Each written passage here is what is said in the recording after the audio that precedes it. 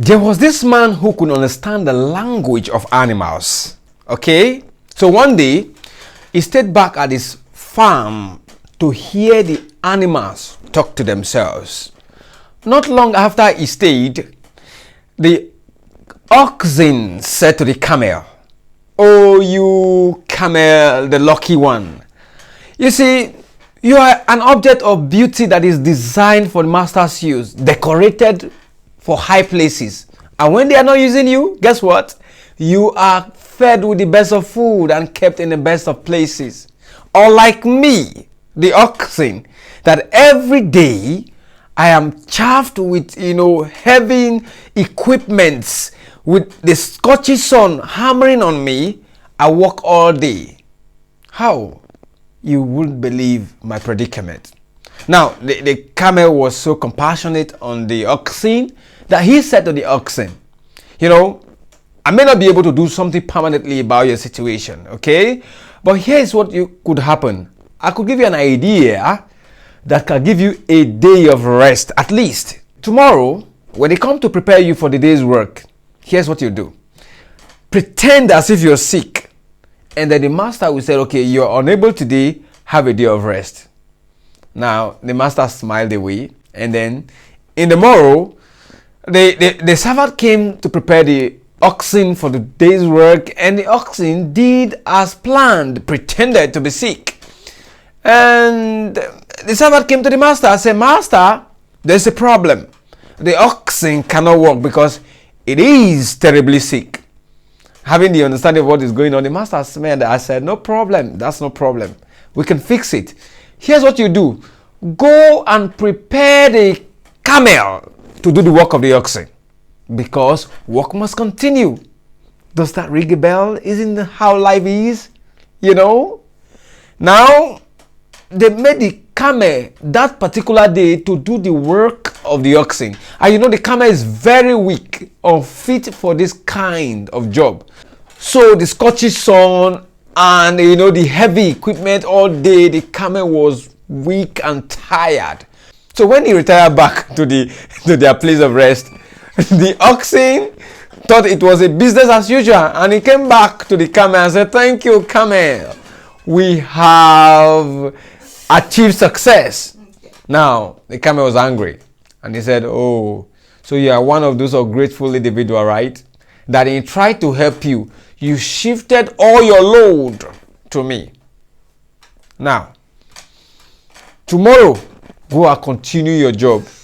And if you ever again pretend to be sick," I heard the master tell the servant to go and call the butcherman to come and butcher you, because they don't have time for sick oxen.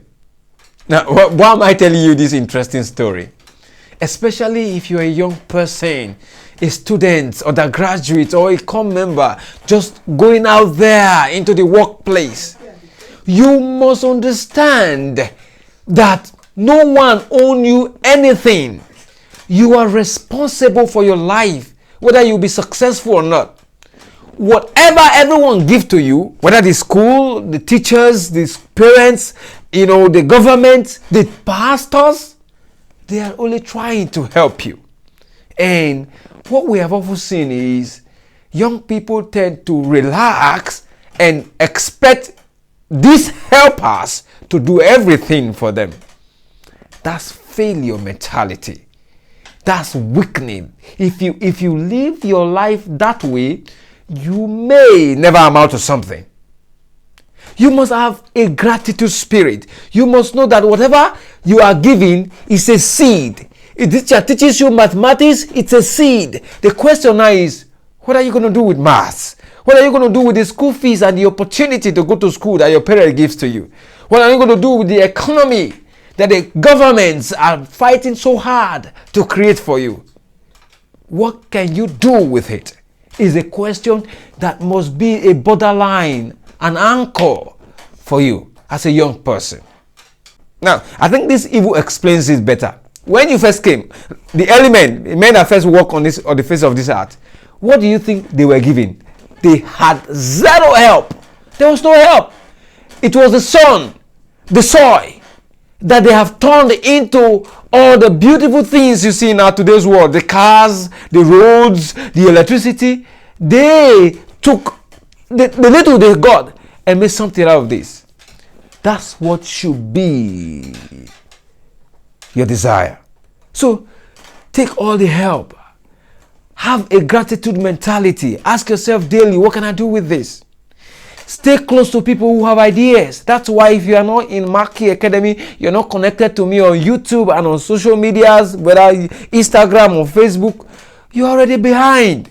Because we are dedicated to bringing students together, share with them the best of ideas on how to design the extraordinary quality of life and success that they desire, and how to even turn their school education to asset, to something beautiful, extraordinary things that they can do with their lives, and hold their hands as they walk through these phases. So why won't you stay around people who have ideas?